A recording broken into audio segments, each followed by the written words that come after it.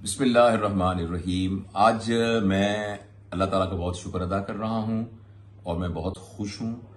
خوش ہونے کی وجہ یہ ہے کہ ہماری ایک بہن اوسلو ناروے سے آئی ہوئی ہیں۔ ان کا نام ہے بہن عفت مقبول۔ آپ میں سے بہت سارے لوگ ان کے نام سے پہلے بھی واقف ہوں گے۔ ان کے کام کی جو اصل ہے اور جو بنیاد ہے وہ یہ ہے کہ کس طریقے سے دنیا کے سب انسانوں تک بالعموم اور خواتین خاص طور پر بالخصوص ان تک اللہ سبحانہ و تعالیٰ کا وہ پیغام جو نبی کریم صلی اللہ علیہ وآلہ وسلم کی وساطت سے ہم تک پہنچا قرآن کی شکل میں، اس کا صحیح فہم پہنچ سکے۔ آپ حیران ہوں گے کہ دنیا میں کوئی ایسی کتاب نہیں ہے جو اتنی پڑھی جاتی ہو جتنا قرآن کریم پڑھا جاتا ہے، اور اس سے بھی حیرانی کی بات یہ ہے کہ اس کے پڑھنے والے 90% سے زیادہ ایسے لوگ ہیں کہ وہ پڑھتے ہیں لیکن ان کی سمجھ نہیں ہے۔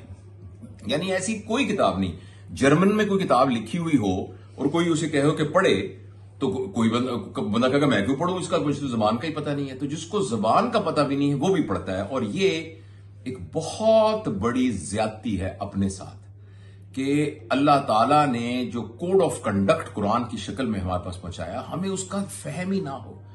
جو بہت عالم ہیں، عربی کے ماہر ہیں، ان سے یہ توقع ہوگی کہ وہ اس کے تمام پرتوں کو کھولیں اور اس پہ ریسرچ کریں، لیکن مجھ جیسے عام بندے کے ذمے کم از کم اتنا تو ہے کہ جب تراویح میں امام صاحب پڑھ رہے ہوں تو مجھے سمجھ آ رہا ہو کہ یہ کیا ہے۔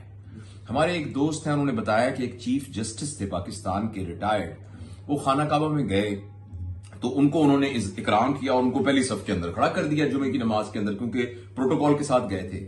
تو وہاں امام صاحب نے جب تلاوت شروع کی تو انہوں نے قرآن کی وہ آیتیں پڑھی، سورہ فرقان کا آخری رکوع پڑھا، بعد اعوذ باللہ من الشیطان الرجیم، کہ وعباد الرحمن الذین یمشون علی الارض ہونا واذا خاطبهم الجاہلون قالوا سلاما والذین وہ جو پڑھنا شروع کیا نا تو امام صاحب رونے لگ گئے، اور جو باقی لوگ تھے وہ بھی رونے لگ گئے۔ اور وہ کہتے ہیں کہ میں نے سوچا کہ میں اتنا بڑا سپریم میں جج ہوں تو میں کیوں رو، مجھے تو سمجھ ہی نہیں آ رہا، اور یہ کیوں رو رہے ہیں۔ کہتا ہے اس بات پر مجھے اتنی شرمندگی ہوئی، پھر واپس آ کے میں نے 1 سال چھٹی لی اور قرآن کو عربی میں سیکھا۔ میری باتیں لمبی ہو گئی ہیں، مہربانی کر کے آپ ہماری بہن کی بات سنیے اور یہ آپ کو بتائیں گی کہ کیسے آپ ان کے علم سے استفادہ کر سکتے ہیں، اور مہربانی کر کے جو میرے بھائی سن رہے ہیں ان کو، جو میری بہنیں یعنی ان کے جو گھر میں خواتین ہیں، پلیز ان تک یہ بات پہنچائیے اور خود بھی اس کو استفادہ کیجیے۔ ذرا سنیے وہ کیا کہتی ہے میری بہن۔ جی السلام علیکم ورحمۃ اللہ وبرکاتہ۔ جزاک اللہ خیر وحسن الجزا۔ اللہ تعالیٰ آپ کی اس بات کو ہم سب کے لیے خیر کا ذریعہ بنائے۔ بنیادی طور پہ میں پیغام وہی ہے کہ enlighten the hearts with the Noor of القرآن۔ ہمارے پاس جو پلیٹ فارم ہے وہ نور القرآن ہے۔ الحمدللہ ہمارا یہ سارا سفر جو تھا، جس کو باضابطہ طور پہ کہیں تو USA امریکہ سے شروع ہوا۔ ہم لوگ پچھلے تقریباً 20 سال پیچھے جائیں تو امریکہ ہیوسٹن میں تھے، میرے ساتھ میرے ہسبینڈ ہیں یہ الحمدللہ۔ تو ہم نے اپنا یہ سفر وہاں سے شروع کیا۔ شروع میں بس بہت ہی مختصر سے لیول پہ یہ کلاسز ہوتی تھی۔ ہیوسٹن میں آن سائٹ تو بہت لوگ آتے تھے اس وقت، لیکن پیل ٹاک ایک میڈیم تھا جس کو ہم نے سب سے پہلے یوز کیا۔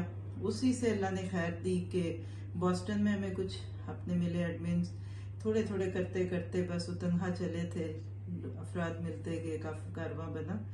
پھر وہاں سے تقریباً 10 سال ہمارا امریکہ کے ڈفرینٹ اسٹیٹس اور کینیڈا میں رہا۔ تو ہمارا ایک ٹرپ بنا تھا فرسٹ ٹائم یورپ میں، مینچسٹر ہی آئی تھی میں۔ تو اس میں جو ہمارے ہوسٹ تھیں اس وقت ایک اسٹوڈنٹ ہی تھی، تو انہوں نے جب یہ ٹرپ کا سنا تو انہوں نے کہا کہ آپ کے ٹرپ کا سن کر ہمیں ایک ریکویسٹ ناروے سے آئی ہے۔ تو میں نے کہا یہ ناروے کدھر ہے؟ میری تو ڈکشنری میں بھی نہیں تھا، ناروال کا پتا تھا، ناروے کا نہیں پتا تھا۔ جی تو بہرحال پھر انہوں نے کہا کہ 2 گھنٹے کی فلائٹ ہے یہ ناروے سے نا، تو آپ کو وہاں آپ کے کچھ اسٹوڈنٹس ہیں جو آن لائن سے سنتے ہیں، تو بسم اللہ کرنا ہمیشہ ہی عادت ہے، نو کبھی نہیں کہا۔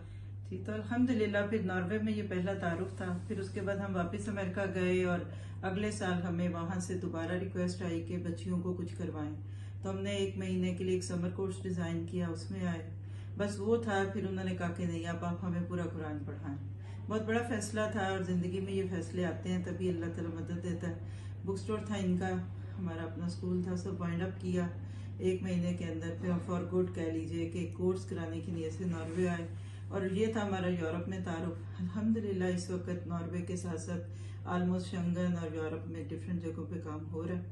تو مقصد صرف یہ ہے کہ اللہ تعالیٰ نے جو نبی صلی اللہ علیہ وسلم کے ذریعے بات کی ہے کہ قیامت کے قریب سورج مشرق کی بجائے مغرب سے نکلے گا، تو میرا اپنا ذاتی یہ گمان ہے کہ اس وقت ویسٹ میں اسلام بہت تیزی سے پھیل رہا ہے. تو ہماری خواہش ہے کہ یہ پیغام دنیا میں جائے. وہاں سے پھر پاکستان پچھلے 4 سال سے تقریباً 2018 سے ہمارا پاکستان میں باضابطہ کام شروع ہوا.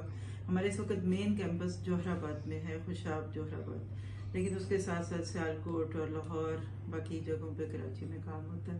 تو آپ سب کو یہی پیغام دوں گی کہ ہماری زندگی کا مقصد یہ ہے کہ ہم اپنے آنے والی نسلوں کے لیے ایک بہت پیاری دنیا چھوڑیں.